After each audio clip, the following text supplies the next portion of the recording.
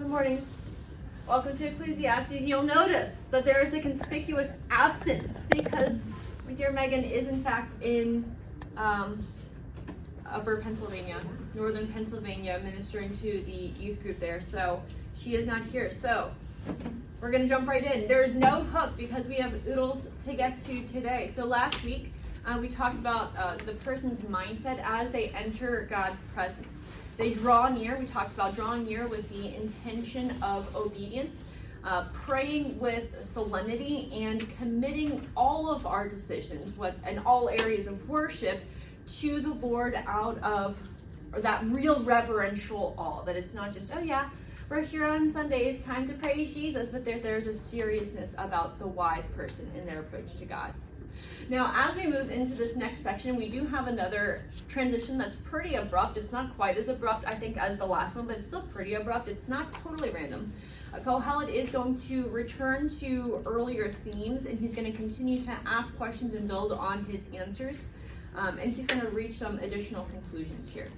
And if you can think about sort of how to ease this transition, if 5:1-7 was about fearing God, particularly in the region of worship, this next section is going to look kind of like what does the foolish person look like in other areas of life. So we're going to see some areas of foolishness developed, particularly in a Hebel world. So we're going to dive right in. Chapter 5, starting in verse 8. If you see in a province the oppression of the poor and the violation of justice and righteousness, do not be amazed at the matter, for the high official is watched by a higher, and there are yet higher ones over them. But this is gain for the land in every way, a king committed to cultivated fields.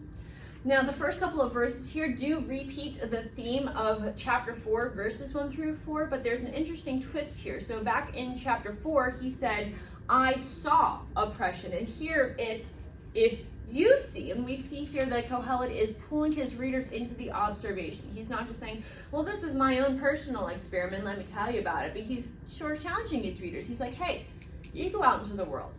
What do you see? And we can all probably nod our heads and say, yes, we have seen oppression. And the initial conclusion that he reached in the original section focused on the oppressed, but here he's focusing on those who are doing the oppressing. Now, I don't know about you guys, but governmental oppression and corruption seems to be the word of the day, right? It's like we have Doge exposing all of these governmental things that you're like, oh, they are wasting our money in such flagrant ways that it's quite despicable. They're sending it all over the globe. They're spending it on, okay, well, we need to make sure that we have a queer, black, but identifying as Hispanic person doing research in Zimbabwe, and we're doing research on monkeys and mice and all of this stuff that doesn't have any, anyway. So needless to say, we see lots of governmental overreach these days. And so the phrasing here for a high official is watched over by another is actually literally translated as eyed by another. And so you get this feeling of like a Hunger Games dog eat dog world out there where one person is both sort of, okay, we have you know that your every move is being watched, and also you have that sort of idea of craving, that they're eyeing the next position up. So they're like, okay, I'm trying to gain whatever the next thing is. But you know, whenever I think sometimes we get this feeling today, perhaps, and perhaps back in those days as well, that people in government have kind of made it, like they've acquired, they're like, okay, we've landed in a position of power, like, oh, they won their election, they're there. And of course, in those days, did they have elections? No, they didn't have elections. So the king would appoint people in positions, but they did sort of win their election, because how did you get into those positions of power? Well, you had to sort of, finagle with the king, and you had to get in good, maybe spread some bribes around, and I mean, there were good ways to get into power as well, for sure, but you had to do some leveraging. And so, though we would suppose, hey, they've made it, they're the peeps in power, in reality, perhaps they're even more consumed by protecting their station, and they often do this by oppression. Now, Kohelet is also highlighting here, he's doing this great juxtaposition that even though oftentimes whenever there are people in power, they end up there because they've managed to oppress people and they're trying to keep their position through oppressing others, that there can be good that's gleaned from this distressing situation. So we have a couple of figures of speech here. King is being used as a metonymy. It's standing in for government. So there's a concrete object that's representing something larger. Same thing for land. It's another metonymy. They can mean, instead of just, okay, the piece of ground, it's not literally the ground. He's talking about, hey, it's referencing the whole region, the whole inhabited area. So this is gain for the land in every way. And actually, I would even switch the phrasing around a little bit. A king who cultivates the fields benefits the whole realm. And so, and this was something that Megan had highlighted too, that the word land doesn't mean necessarily in every single way, but that it's in a broad way, that there's lots of benefit for the land. Officials may end up causing some good, though their actions are self-serving. And so we see the sort of two-sidedness of striving for power. And I have a case study for you. How many of you are familiar with Gavin Newsom over in California? Vaguely familiar. We're like, okay, we've heard of him, so he's governor of California.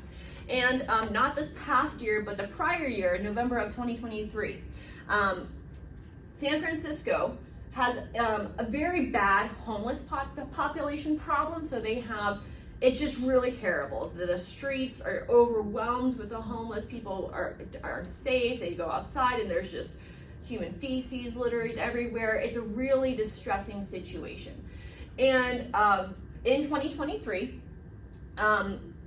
this is really terrible. So San Francisco hosted the APEC, so the Asia Pacific Economic Cooperation Leader Summit. And this is, I have to read it, this is really awful. In the days leading up to the event, homeless encampments in the city's downtown were cleared, sidewalks polished, graffiti was scrubbed away, and murals and decorative sidewalks were added to busy areas. Huh. Gavin Newsom. I know folks say, oh, they're just cleaning up this place because all those fancy leaders are coming to town. That's true, because it's true. End quote. He continued at a later time, quote, obviously, anytime you put on an event, by definition, you have people over to your house, you're going to clean up the house. End quote. I know, all your... Now, this is a really clear situation of a politician who, is he motivated by great motives here? No, he said it out loud. The quiet part, he said it out loud. He was like, nope, I'm just doing it to make sure that my city looks good. Was it for the good of the people? No. No. However, the people whose streets got cleaned up, did they benefit? Yes. Yeah. Yes.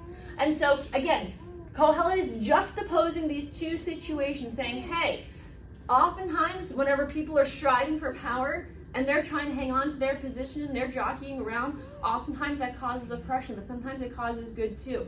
And you know what? That's frustrating. I don't know about you, but that frustrates me. It frustrates me that, hey, we have people who are in power and sometimes I can't even tell if their intentions are good. And sometimes what they do causes evil and sometimes it causes good. It's a bit of a mixed bag. Mm-hmm. Continuing forward, now we have this next set of verses. Starting with verse 10. He who loves money will not be satisfied with money, nor he who loves wealth with his income. This also is Hebel.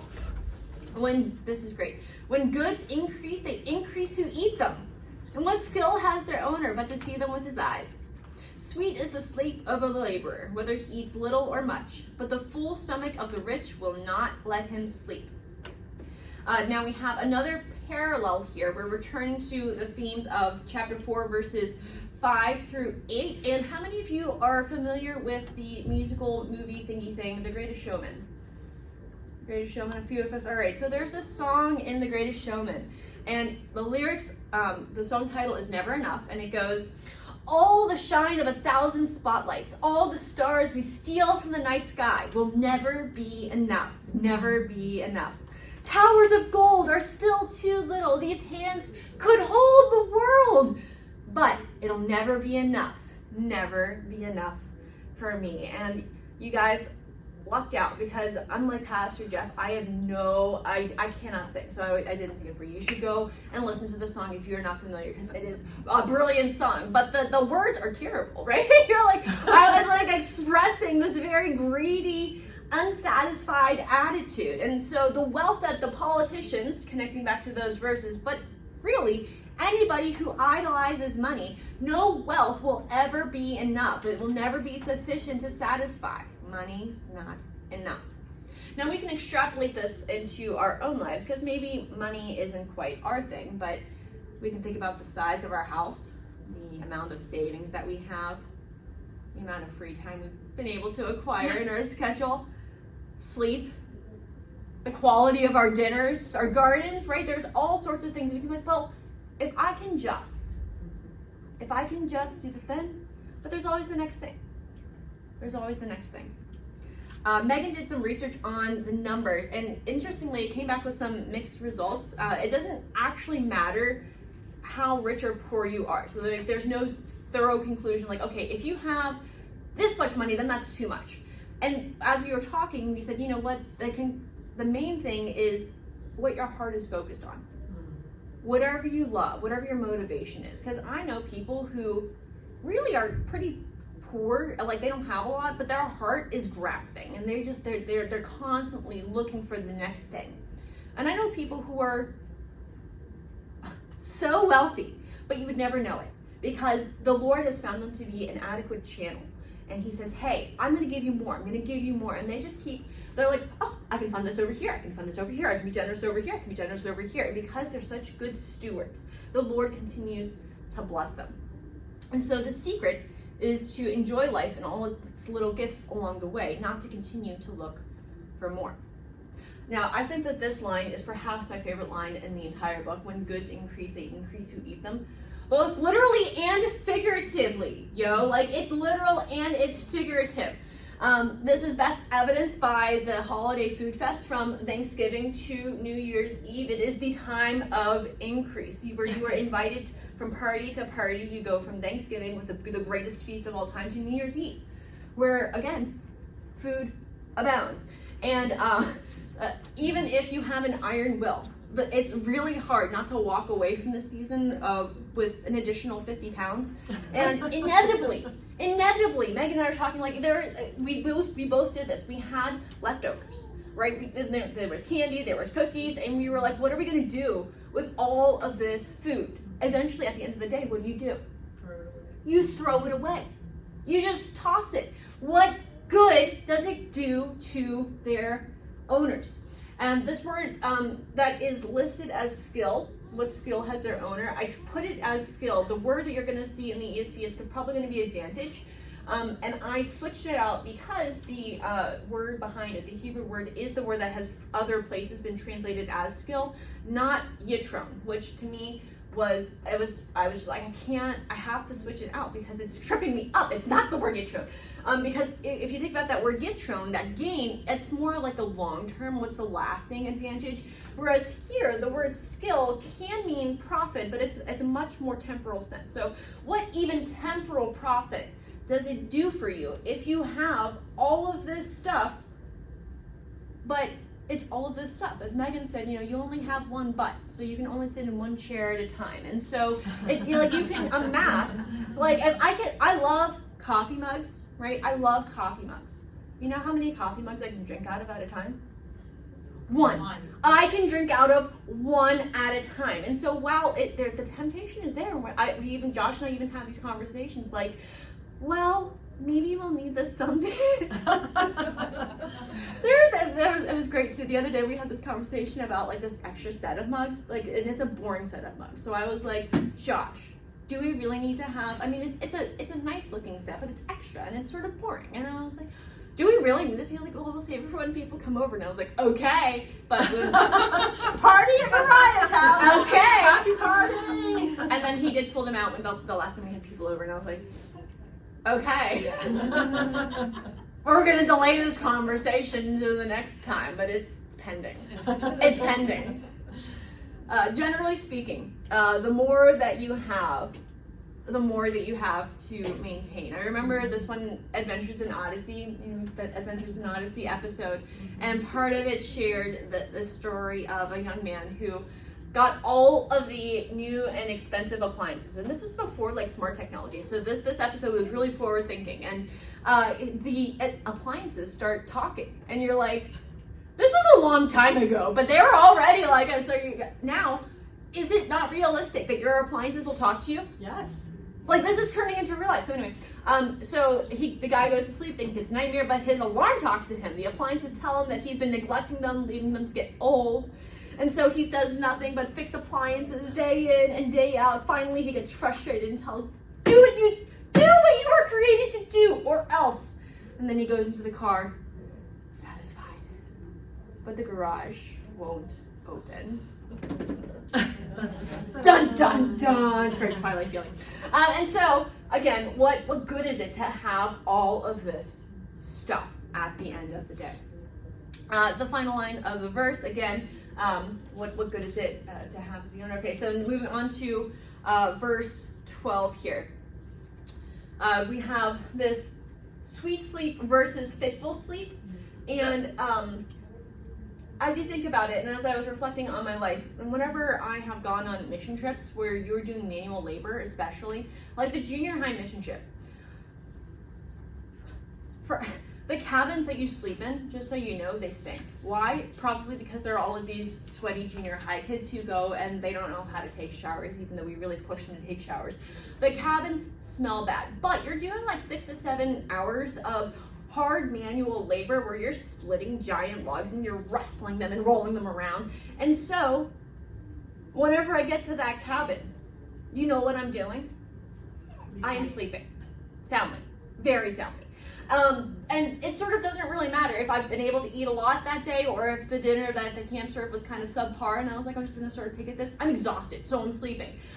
But on the other side of the equation, again, referring back to that New Year's Eve and Thanksgiving sort of time frame, oftentimes there are, great periods of time off, and there's maybe perhaps be a little bit of overindulgence. And so have you ever had that feeling in your stomach where you know you did yourself dirty, and you're just sort of like that distended feeling, and you lie down and you're like, I've made terrible life choices, and you can't sleep because your stomach is so uncomfortable. There's actually like a medical condition where, like, okay, so if you're eating too much, then your stomach is going to interfere with your sleeping system, and it's hard. It's hard to walk away. Even Megan and I were talking, and her thing was spicy stuff, and I was like, no, my thing is my mom's cheddar biscuits. Like, whenever I look at that plate of cheddar biscuits, and I'm like, I am full, but I could have one more.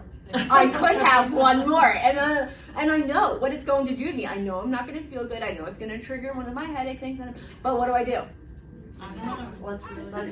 Let's not go there. All right. And again, so it's just in this section, Kohelet is revisiting that theme of how wealth and the pursuit thereof are not satisfying as ends. Next section. There is a grievous evil that I have seen under the sun. Riches were kept by their owner to his hurt, and those riches were lost in a bad venture.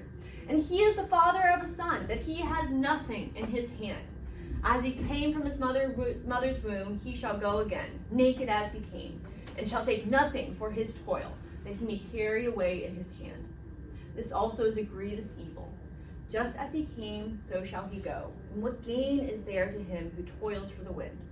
Moreover, all his days he eats in darkness, in much vexation and sickness and anger. We are returning again to the themes earlier, chapter 4. Friendship and popularity are fickle, and so we have that idea of sort of fleetingness, and so we're returning to that idea of fickleness. This is, interestingly, the third time that Kohelet seems to mention working for posterity. Remember, the first time he expressed frustration at the idea that you can work all your life and attain, and then whenever you die, what happens to that wealth? It goes to somebody who didn't earn it. And in that case, he presented that as a frustration. The next time he mentioned it, he said, hey, working so that you can give it to your posterity, and that's a good thing to be able to give it to your descendant. But here again, he's sort of writing off of that same theme. If you have investments and you lose them, that stinks, because now you have nothing to give to your posterity. And Megan and I both thought of multiple people who, again, not necessarily a bad situation that they were doing something really risky, but they were just, hey, I'm trying to make wise investments. We put all of our money into these different things, and for whatever reason, the investments fell through, and all of a sudden, all of that money is gone. And you're like, oh, it's so sad. One of the examples that really stood out to me last time I went through, and I was like, and whenever I was talking through it with Megan, I came again, and I was like, well, I have to share about it. So James Herriot is a country vet, or was a country vet, and he wrote a series of the Lord God made them all, creatures great and small. It's a great set of tales. And most of the stories are really happy, and it's a really feel-good read, because it's, he goes and he helps all the animals, and it's really funny. This is one of the few sad tales. James Herriot tells of a factory worker who, through all of his life, had really just wanted to go into the country and start a farm. And for whatever reason, it was a pig farm. And so he really wanted to go and start this pig farm. And finally, he was doing it. He went out and he invested all that he had in this pig farm. And almost all of the pigs died from swine fever. So the farmer takes the very minimal profit that he makes from the remaining pigs, and he built a whole new pig pen. He starts from scratch, and he's like, okay, I'm clearing out all of the disease. This time, we're gonna make it. But tragedy strikes again. There's a problem with the pipes, the pigs get dehydrated, and they almost all die again. And this time, I don't know why the story hurts so bad. The farmer doesn't have enough to try again, and he goes back to the city. I don't know why that just stabs me in the heart. But there's something about that longing to want to do something, to have your heart set on it, and then to have it all gone. And there's nothing left. Verses 14 and 15, Megan reminded me of, these are the verses that Job says, right? Mm-hmm. Naked I came from my mother's womb, and naked I shall return. The Lord gave, and the Lord has taken away. And what does he say? Blessed be the name of the Lord. But that's not what Kohelet says. He takes this expected proverbial wisdom and turns it on his head. Now remember, we're thinking with the timing of this book being written, Job and Proverbs are already established in the wisdom literature. And so he's bringing in this wisdom as sort of a foil, something to say, hey, yes, I see you, Proverbs, I see you, Job, and yet my experience just screams that there is something missing from these platitudes, from these great things that you say. You're like, yes, if you live wisely, then the Lord will bless you. And he's like, not always. Hold on just a second. And of course, what Kohelet is reminding us here is that you can't take it with you, whatever it is.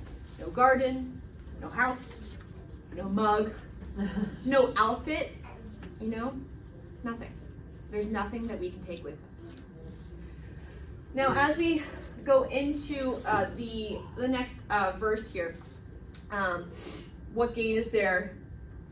Right here, what gain is there to him who toils for the wind? There is actually no and in the Hebrew. It's just the question. What gain is there to him who toils for the wind? Which I thought was interesting, because it is more than of a summary phrase for the entire section than directly connected to that particular line.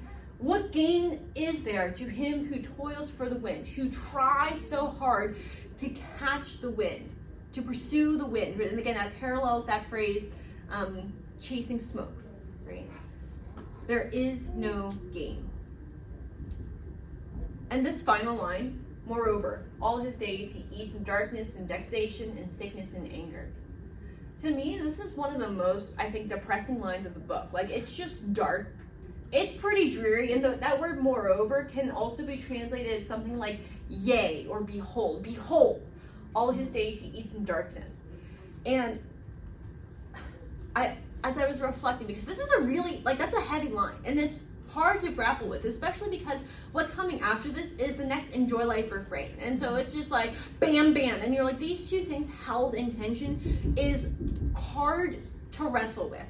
But I think that it's frustrating. He's expressing this frustration to realize that at the end of the day, it's all emptiness and smoke. The person, whether they live wisely or not, ends up with nothing. Especially if that's what you're aiming for. If that's what you're aiming for, if you're aiming to gain, if you're aiming to amass, then as you toil through life, you are going to be in darkness. You are going to be so frustrated. You're going to be, like, you're literally going to make yourself sick because you are so bent on pursuing these things, and at the end of the day, there's nothing. And yet, Kohelet says, behold, what I have found to be good, to be tov, and fitting, is to eat and drink and find enjoyment in all the toil with which one toils under the sun, the few days of his life that God has given to him. For this is his lot, his helek. Everyone also to whom God has given wealth and possessions and power to enjoy them, and to accept his lot and rejoice in his toil. This is the gift of God. And it does oh wait, hold on, I don't have the one. For he will not much remember the days of his life, because God keeps him occupied with joy in his heart. I don't know why I lost it. Sorry. So this is the fourth enjoy life refrain, and we have this great transition, behold. And again, he's holding these things in contrast. He's like, on the one hand, and yet, in the light of all this, and even because the riches of life are so unsatisfactory and unstable, Kohelet counsels his readers to, rather than succumb to anxiety and frustration, to enjoy. In this refrain, we do have, again, a regathering of some of our key words and themes, what I've seen to be good, what is tov. We're starting to see now in this upcoming section, we're going to see for the second half of the book, starting next week, a real focus on this is what I found to be good. This is what I found to be a good approach. This word fitting here, what I found to be fitting, was translated in chapter 3, verse 11 as beautiful. Fitting, appropriate. And so what he has seen to be both good and not even just appropriate, not just the right response, but a beautiful response, is to find what is good amongst all of the toil of our life under the sun. Now, I do have to pause on this last phrase right here to the possessions. Everyone also to whom God has given wealth, possessions, and power to enjoy them. So the word possessions is actually can be translated cattle, and to enjoy can be translated to eat. I don't know if this is the first time you've ever heard this, but this is God directly commanding the filet mignon with the mushrooms and the blue cheese sauce, all right, and the grapes on the side. Like, this is it. He's like, eat the steak. Eat the steak. No, okay. So is that literal? No. He's saying, hey, the good things that are in your life, enjoy them. Enjoy them. You don't need to take them and cast them out and say, oh, no, I'm not. No, they are a gift. They are God's gift to us. Enjoy them. Eat the steak. And again, focusing a little bit more on that second half. It's a little bit tricky to follow that second half in English, so I rephrased it a little bit. Also, as for everyone to whom God has given riches and wealth, he has also empowered him to eat from them and to receive his helek and rejoice in his amal. And Megan and I were really wrestling with this idea that God is the one who gives enjoyment, because there's like, okay, well, there are practices that we can do in our life to cultivate gratitude and to cultivate that enjoyment of each little thing. But ultimately, who does that enjoyment come from? It comes from the Lord. He is the giver both of the gift and of the ability to enjoy them, which I as I was continuing to reflect throughout the week, I was like, I don't know why that really has me like up in my ponderings, but I was like, I don't know. I'm really thinking about this here, and especially because are the people who are good, quote unquote, the people who are righteous, who are wise, Are they the only people to whom God has given good things and the ability to enjoy them? No. We were thinking of Matthew chapter 5. You've heard it was said, you shall love your neighbors and hate your enemies. But I say to you, love your enemies and pray for those who persecute you, so that you may be sons of your Father who is in heaven. For he makes his sun rise on the good and on the evil, sends rain on the just and the unjust. And there's something about the heart of God that you're like, yes, that's good, that's great, that's amazing, but also, Lord, I think that you should just send rain. I think you should just send rain on the just. And whenever we see those things dealt out, sometimes you're like, I had a little bit of. But Jesus calls us to be like our Father in heaven. Now, in this refrain, ultimately, Kohelet exhorts us. He reminds us of the brevity of our lives, that under the sun, we don't have centuries and centuries and centuries of life. We're not elves, right? We only have a few years. However, each of those years, each moment of goodness that is contained within, that is the lot, the helik that God has given. It is his gift. And in this next little subsection, as we move toward the close, Kohelet is going to examine situations where God takes away the ability to enjoy the good gifts of life. We're not quite there yet. But again, there is this marriage, this juxtaposition, Megan especially highlighted, that because though God gives the enjoyment, Kohelet still gives the command to enjoy, right? So it's not just like, okay, well, bam, God has granted you the ability to enjoy, God has not granted you the ability. No. He's like, there's this tension of God grants, and yet we have the opportunity to buy in. We have the opportunity to say, okay, I'm going to lean into it, rather than to reject the goodness that God offers. Now, the concept of memory has occurred a few times in Ecclesiastes so far. It's going to reappear several times more toward the end of the book. In both of these earlier mentions, Kohelet is lamenting that there seems to be no lasting remembrance, and the fact that what we do know and accumulate seems to be, well, quickly forgotten. But in this section, remembering is actually not a good thing, which is sort of interesting, because you're like, wait, I thought memory was a good thing. But in this case, it's more of like that preoccupation. You're not preoccupied with life. Have you ever heard the phrase, time flies when you're having fun? Right? And that's sort of the idea, is that you're not so bound up with worry and the anxieties of life. You're able to just enjoy the moment. And then you blink and time is flown because of the good gifts that God has given you. You've been occupied with joy. That's simcha, which I cannot pronounce correctly, but there you go. So, occupied with joy. Moving on to the next section. Coming toward the close. There is an evil that I have seen under the sun, and it lies heavy on mankind. A man to whom God gives wealth, possessions, and honor, so that he lacks nothing of all he desires. Yet God does not give him power to enjoy them, but a stranger enjoys them. This is Hebel. It is a grievous evil. In chapter 6, Kohelet is contrasting his counsel of the enjoy life refrain to some troubling observations. So he again emphasizes that God is the giver of those good gifts, like James 1:17 proclaims to us in the New Testament, every good gift and every perfect gift is from above, the Father of lights. And interestingly too, this word here, honor, is a word that you actually are probably familiar with. It's in other places translated glory. It's that kavod, again, one of those Hebrew words that I cannot say correctly.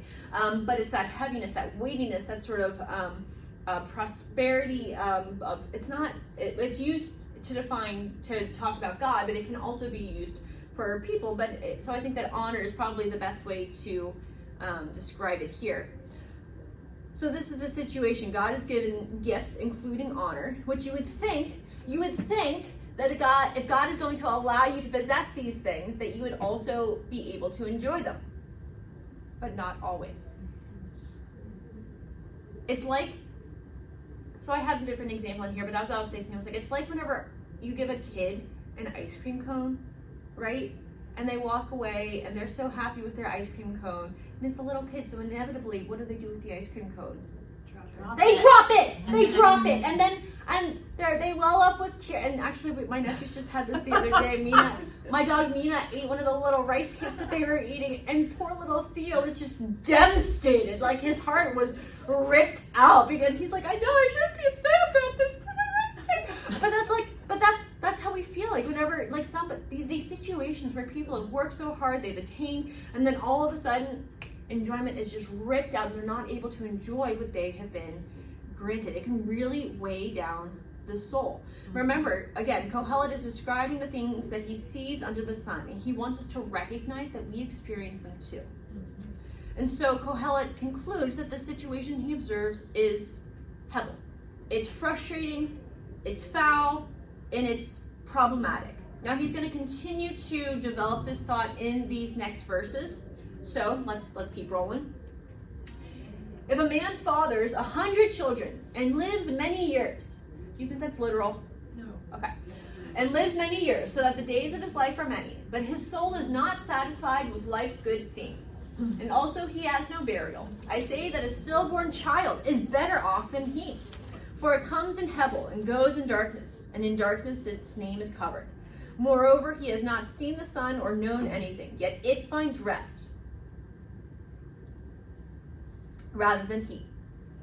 Even though he should live 1,000 years, twice over, yet enjoy no good. Do not all go to one place. We're returning again to earlier themes.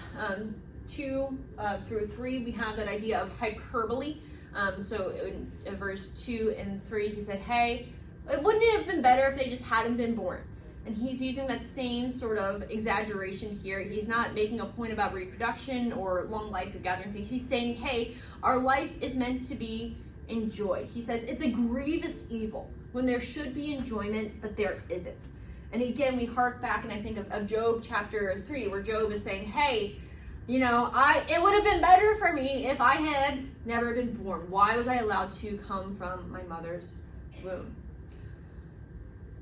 And so, as we think about the interpretation of these verses, I think that I don't like the way the ESV translates, and he has no burial, because who is the one who has no burial? Does it make sense to be describing the man who fathers a lot of children or the stillborn child? And I think that it probably is more fitting to describe the stillborn child. Because as you think about somebody who is stillborn, we know that they don't have, especially in this time, they would not have had a proper burial, they would not have been named, and they would not have been necessarily remembered. And as I say those things, it comes out kind of harsh, but so I wanted to share an example from my life. I know that there are many people who are very intentional about remembering children who haven't seen the sun. They celebrate their birthdays or what they would have been. Remind their other children they still have siblings in heaven, but that wouldn't have been the case for Kohelet's day. I have a little brother or sister in heaven named Jordan. We don't know if it was a girl or boy. For ease of our discussion, I'll say she. And I promise I won't be resentful if I end up in heaven and I have 3 brothers, but I do sort of I cherish a little bit the thought that I have a little sister. I don't know. But I've never met. But the fact is, I don't know. It's a mystery. And whenever she didn't make it, there wasn't a big to-do. There wasn't a normal funeral. Mom told us about her sometime after the fact. And though I certainly think about her periodically, I don't remember her the same way that I do other people whose lives have crossed my path. Why? I don't have any memories of her. She arrived as though she was in a cloud of mists, unable to be seen, and there is no record of her arrival or departure. And so here, in this verse, Hebel should probably be translated vapor.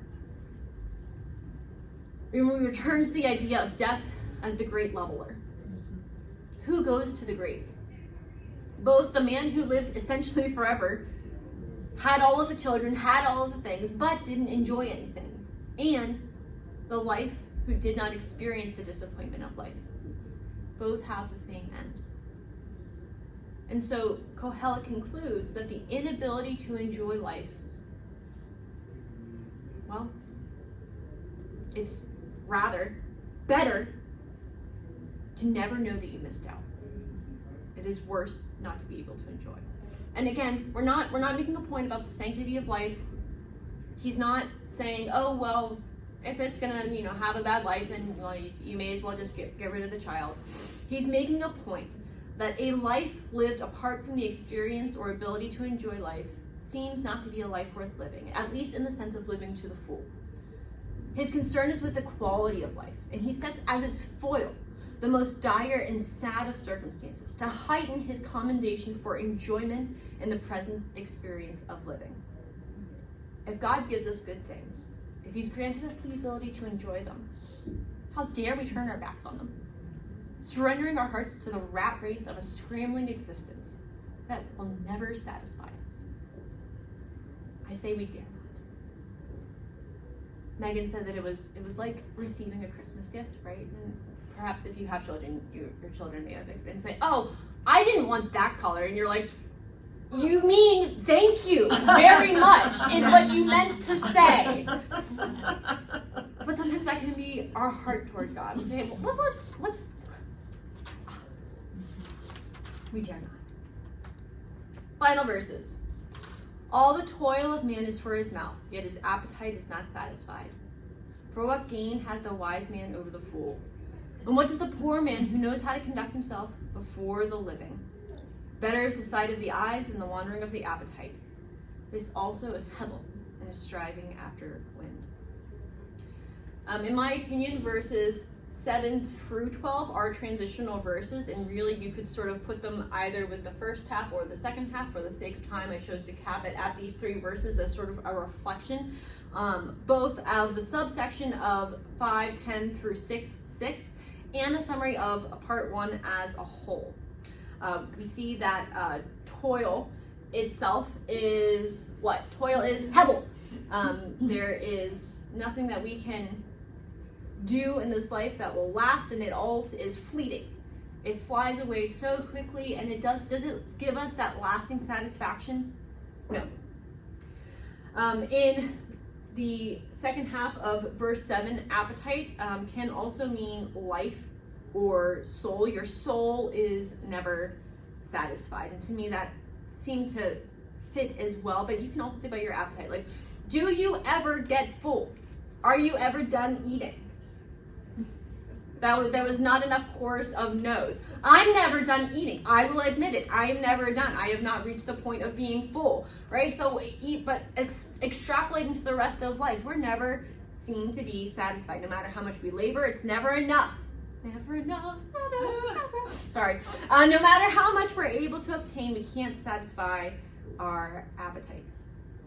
Megan gave the example of those feel-good hormones like dopamine. They reward us when we reach a goal or achieve some great success, and then they're gone.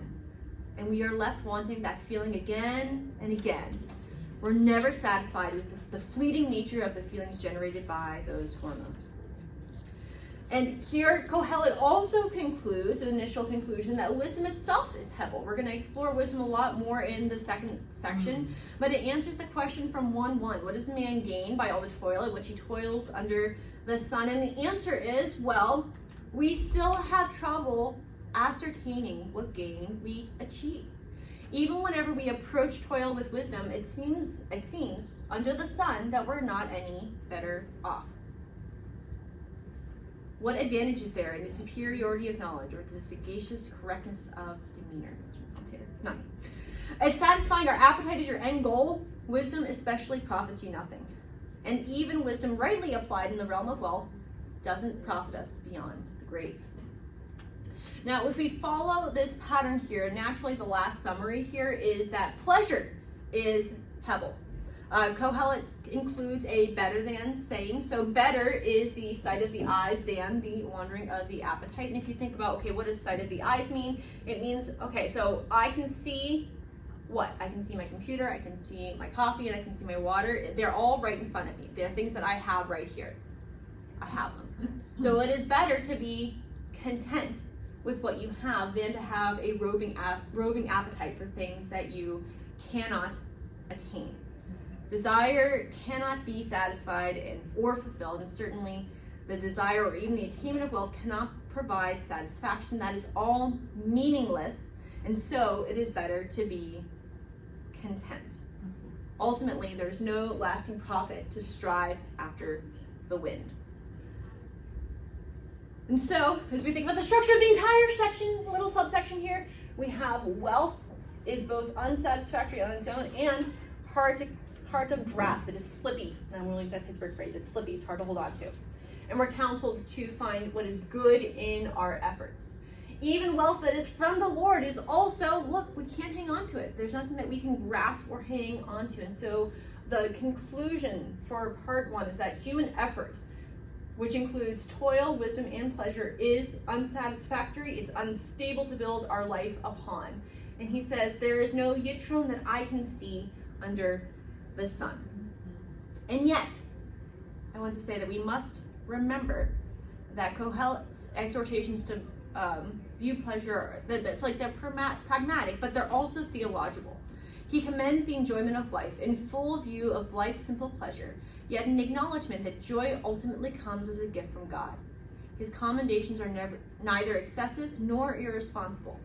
Rather, they are a reflection of a balanced wisdom-based approach to life as received from and acknowledged by the hand of God. Another commentator says, enjoyment for Kohelet has to do with living life to the full, with a sober recognition of its travails and a grateful acceptance of its possibilities. And so we are through part 1, focused on human effort. Next week we will segue into thinking about human limitation. So that's all, folks. I didn't put the page numbers because I forgot, but you can do the next section on chapter 6 and the first part of chapter 7. That's all, folks.